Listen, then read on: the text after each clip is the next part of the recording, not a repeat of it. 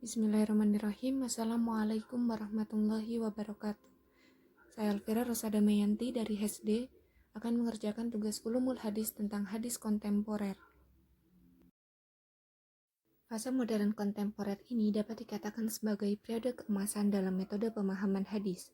Hal ini tentu tidak berlebihan, dikarenakan kekayaan pemikiran ulama atau pengkaji hadis yang memfokuskan dalam kajian penelitian makna yang secara tidak langsung juga ikut andil dalam membantu mengungkap makna yang terkandung dalam hadis dengan perangkat dan pendekatan yang mereka hadirkan, khususnya yang memang memfokuskan dalam metode, perangkat, pendekatan dalam pemahaman hadis. A. Klasifikasi metode pemahaman hadis. Penggunaan aspek metodologis jauh lebih beragam ketika fase menginjak ke masa modern.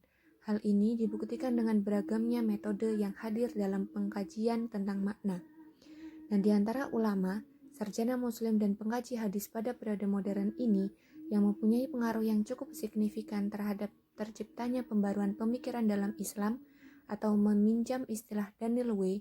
Brown dengan basis kuat kebangkitan Islam dipetakan sebagai berikut. 1. Ibnu Ashur, Fazlur Rahman, Muhammad Al-Ghazali, Nasr Hamid Abu Zaid, Muhammad Syarur, Muhammad Arkon, Yusuf Arkodawi, Muhammad Suhudi Ismail, Ali Mustafa Yakub. Kerangka pemikiran modern kontemporer yang tercipta dari keinginan memahami sebuah teks dengan mengaktualisasi makna itu sendiri, memberikan otoritas kepada interpreter atau penafsir atau pemaham mengkaji makna lebih dalam, bukan hanya sekedar melalui pendekatan kebahasaan, akan tetapi jauh lebih luas dengan ikut menarik pendekatan-pendekatan semisal bahasa, historis sosiologi, sosiohistoris, antropologi, psikologi. Pemikiran yang fresh hadir dalam upaya pemahaman konsep hadis dengan mencapai tujuan syariahnya.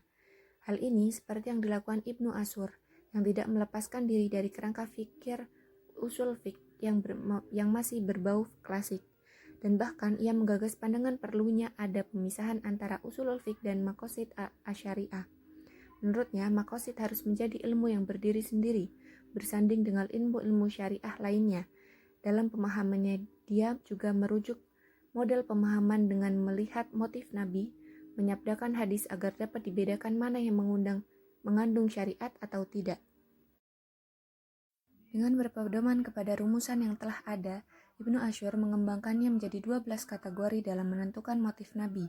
Kategori-kategori tersebut yakni at-tasyri', pembentukan syariat agama, al-fatwa, pemikiran atau opini agama, al-qada, putusan hukum, al-imarah, keputusan politik, al-hadiyu, petunjuk, asul, kontrak damai, isyarah alam al-mustasir, pertimbangan, an-nasihah, saran, takmil an-nufus, penguatan mental, taklim haqa'iq al-aliyah, pengajaran nilai-nilai luhur, at-ta'dib, pendidikan pekerti, at-tajarrud an al-irsyad, pernyataan tanpa motif tertentu. Secara sederhana dapat kita kelompokkan kepada 3 kelompok: keagamaan, sosiologis, dan masalah etis. Pemahaman seperti ini di fase modern agaknya hanya mengembangkan sedikit apa yang telah dirumuskan ulama pada masa klasik, yang jika ditelusuri, upaya pemahaman dan penafsiran dengan mengkonfirmasi keadaan awal dan makna awal yang berorientasi retrospektif. Fokus kajian sempat terlihat kembali mundur sedikit. Pematangan konsep pemikiran pada kritisasi dan melemahkan matan yang terlihat janggal dan aneh. Dengan berpatokan pada Al-Quran, meski hadis-hadis itu dianggap sahih oleh para ulama hadis, dikemukakan oleh Muhammad Al-Ghazali dengan gagasan pemikiran berdasar petunjuk Al-Quran dalam kitabnya As-Sunnah An-Nabawiyah, baina ahlu al-fiqh wa ahlu al-hadis.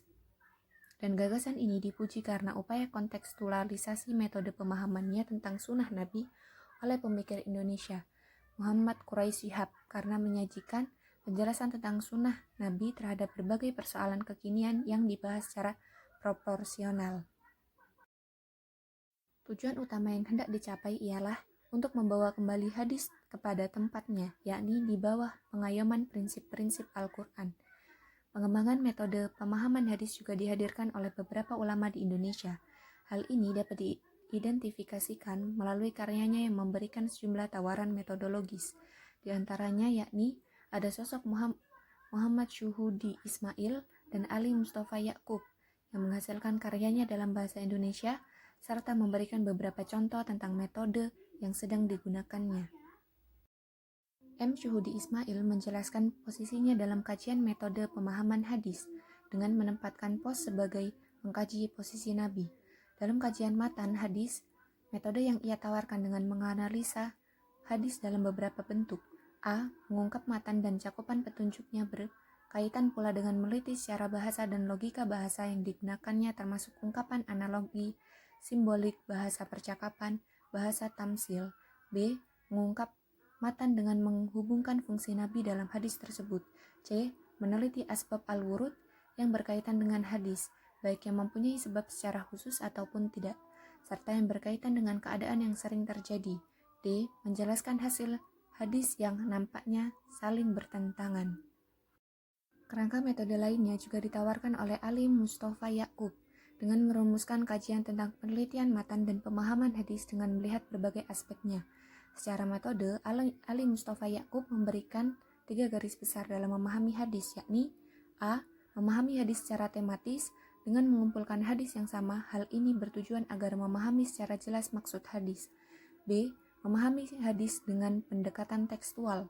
Ia menawarkan pemahaman dengan mengidentifikasi bentuk majazi dan hakiki dalam hadis, takwil dalam hadis, dan ilat dalam hadis. C. Memahami hadis dengan pendekatan kontekstual, yakni dengan memahami geografi dan budaya Arab, kondisi sosial, dan sebab hadis disabdakan dalam atau asbab al-wurud dalam hadis. Perkembangan pemahaman yang memasuki era milenial tentu memerlukan pendekatan yang lebih mendalam terkait pemahaman apa yang akan ditimbulkan dari sebuah teks. Mengingat sosiokultur pada masa modern kontemporer sangat jauh berbeda dengan keadaan pada saat sunnah itu diamalkan atau ketika hadis itu dibukukan. Metode-metode dan pendekatan-pendekatan di atas merupakan buah karya ulama dan pengkaji hadis yang cukup dipertimbangkan dalam hal pengolahan sebuah makna untuk dibentuk kepada sebuah pemahaman yang relevan dengan keadaan sekarang. B. Karakteristik metode pemahaman hadis. Pemahaman pada fase ini mempunyai warna yang lebih kompleks daripada fase klasik pertengahan, dikarenakan pemahaman terhadap makna menjadi lebih luas dan menyangkut dalam segala aspek yang dikandungnya, sehingga pemahaman pada masa ini menjadi tema yang kontekstual dan sesuai dengan kebutuhan dengan merujuk kepada tema-tema tertentu yang sedang berkembang.